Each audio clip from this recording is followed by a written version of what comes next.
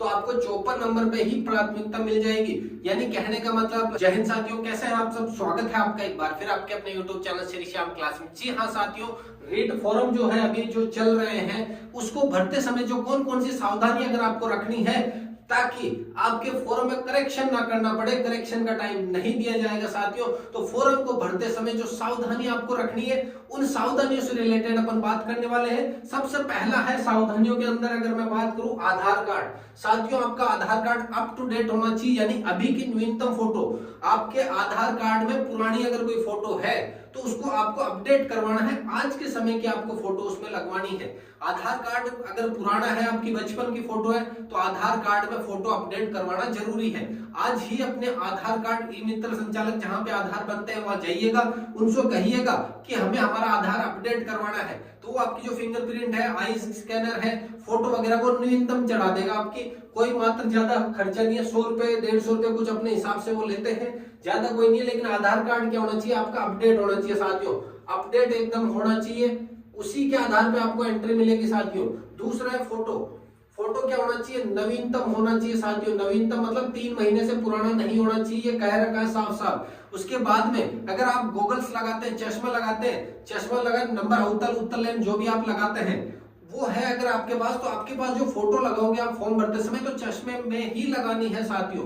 अगर आप शेविंग रखते हो तो शेविंग में ही फोटो लगानी है। ये नहीं कि आप बिना शेविंग की फोटो लगा रहे हो और वहां जाते समय आप शेविंग के अंदर जा रहे हो, ऐसा नहीं। अगर शेविंग रख रहे हो तो शेविंग की फोटो लगाओ, बिना शेविंग की तो बिना शेविंग की, चश्मा लगाते हो तो चश्मे के अंदर फोटो लगानी है। पहली बार ऐसा नियम देखने को मिल रहा है, तो साथियों फोटो का भी ध्यान रखना है।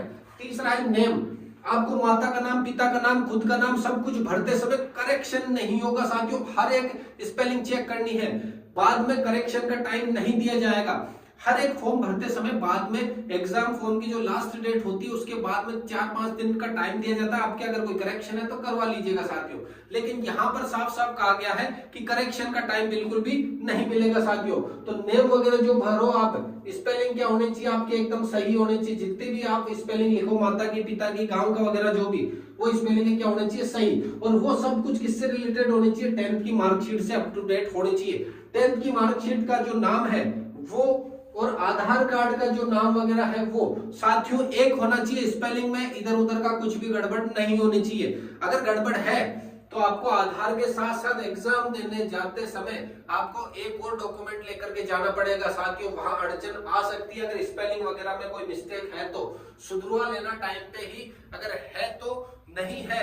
और अगर मान के चलो ऐसी है कि अब टाइम कम है, नहीं सुधर सकती, तो आपको यहाँ आधार के साथ साथ कोई एक और अन्य डॉक्यूमेंट लेकर के जाना पड़ेगा साथियों। तो अगर बात करें भाषा की, देखिएगा साथियों यहाँ लैंग्वेज 2 लेनी है आपको, language first, language second. Language first अगर आपने हिंदी भरी है साथियों तो लैंग्वेज सेकंड के अंदर आपको चुनाव करना है। हिंदी के अलावा संस्कृत, इंग्लिश, गुजराती, पंजाबी, सिंधी, उर्दू, ये सब एक लैंग्वेज में से आप एक लैंग्वेज ले सकते हो साथियों। अगर मान के चलो लगभग 80%, 50 से 60% संस्कृत लेंगे, बाकी 20 से 25% मैथ्स भी लेंगे और बाकी जो 10% के अंदर आपके अदर लैंग्वेज भी आएगी साथियों।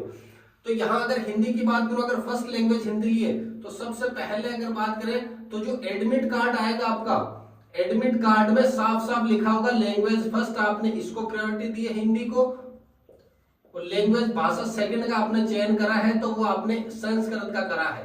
तो जब पेपर देने बैठोगे तो उसी प्रकार से आपको सरल करना है। सबसे पहले साइको के 30 सवाल रहेंगे, 1 से 30 सवाल साइको के।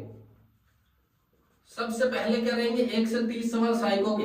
फिर लैंग्वेज फर्स्ट आएगी, फिर उसमें रहेंगे 31 से 60 सवाल। सबसे पहले हिंदी के 31 से 60, फिर आपके इंग्लिश की 31 से 60, फिर संस्कृत के 31 से 60, फिर गुजराती, सिंधी, पंजाबी, उर्दू, इनके भी 31 से 60 रहेंगे कंटिन्यू। अब आपने भाषा फर्स्ट का चयन अगर आपने संस्कृत करा है तो फिर संस्कृत वाले 31 से 60 के अटेंड करने हैं आपको भाषा फर्स्ट के अंदर। एडमिट कार्ड में अगर हिंदी लिखा हुआ है तो हिंदी के 31 से 60 वाले अटेंड करना है। फिर आएगी लैंग्वेज सेकंड। लैंग्वेज सेकंड में आपके 61 से लेकर के 90 सवाल रहेंगे साथियों। अब यहाँ पर भी वही रहेगा, पहले हिंदी, फिर संस्कृत, इंग्लिश, उर्दू, पंजाबी, सिंधी वगैरह ये रहेगी, गुजराती। और अब यहाँ पर अगर लैंग्वेज सेकंड संस्कृत है तो सबसे पहले हिंदी रहेगी, 61 से 90 वो हटानी है आपको, नहीं अटेंड करना है। इंग्लिश रहेगी साथियों, वो भी अटेंड नहीं करनी है। फिर संस्कृत अगर रहती है लैंग्वेज सेकंड में, तो वो संस्कृत 61 से 90 वाली अटेंड करनी है, यहाँ वाली संस्कृत मत अटेंड कर देना। तो यानी कहने का मतलब है भाषा का चयन अच्छे से सोच समझ के करना। लैंग्वेज फर्स्ट उसको रखना जो आपको अच्छे से आती है, लैंग्वेज सेकंड उसको प्रायोरिटी देनी है जो आपको थोड़ा कम आती है। तो भाषा का चयन आराम से सोच के समझ के अपने सीनियर से राय लेकर के बाद में करना साथियों। अगला मोबाइल नंबर और ईमेल आईडी। मोबाइल नंबर वही भरना है जो आपका ऑन है, ईमेल आईडी डालना अनिवार्य है ताकि ईमेल पे मेल कर सके आपको गवर्नमेंट, और मोबाइल नंबर पे ओटीपी वगैरह जो भी है वो भेज सके। अगर आपकी एसएसओ आईडी से पहले बनी हुई है तो एसएसओ आईडी से फॉर्म भरा जाएगा। एसएसओ आईडी अगर है तो वो निश्चित मोबाइल नंबर उसमें पहले से फीड होगा, उसी मोबाइल से भरी जाएगी। नया एसएसओ आईडी थोड़ा रिस्की रहेगा साथियों। 10th की मार्कशीट होगी। एसटी और शहरिया, यहाँ पे ध्यान देना साथियों। एसटी अगर कास्ट है आपके, देखो OBC, EWS, MBC, ST, SC, इनकी मेरिट जाने वाली है 82 नंबर साथियों। इनकी मेरिट कितनी जाएगी? 82 नंबर जाने वाली है।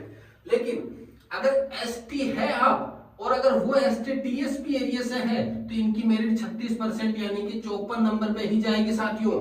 देखो एसटी है और अगर वो टीएसपी एरिया से है, जैसे ही एसटी अगर आप कास्ट करते हो तो इसमें ऑप्शन आएगा क्या टीएसपी हो आप या नॉन टीएसपी। अगर टीएसपी हो तो टीएसपी पे क्लिक करना ताकि आपके 54 नंबर पे ही आपको पात्रता मिल जाएगी साथियों।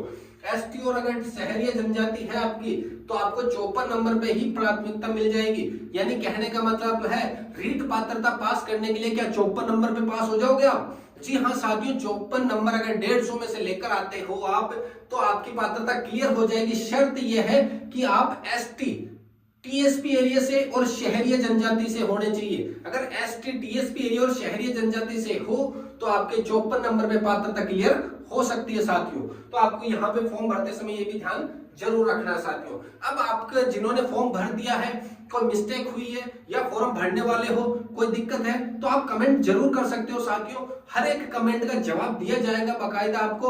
और अगर आपकी कोई परेशानी है फॉर्म भरने में, समझ में नहीं आ रहा, मित्र वाले को अगर नहीं आ रहा तो आप पूछ सकते हो, कमेंट कर सकते हो, आपको हर एक चीज का जवाब दिया जाएगा साथियों।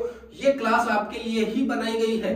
रीट में खास तौर पे फॉर्म एक बार भरा जाएगा, गलती नहीं करनी है साथियों, क्योंकि एक गलती में करेक्शन का टाइम नहीं मिलेगा आपको।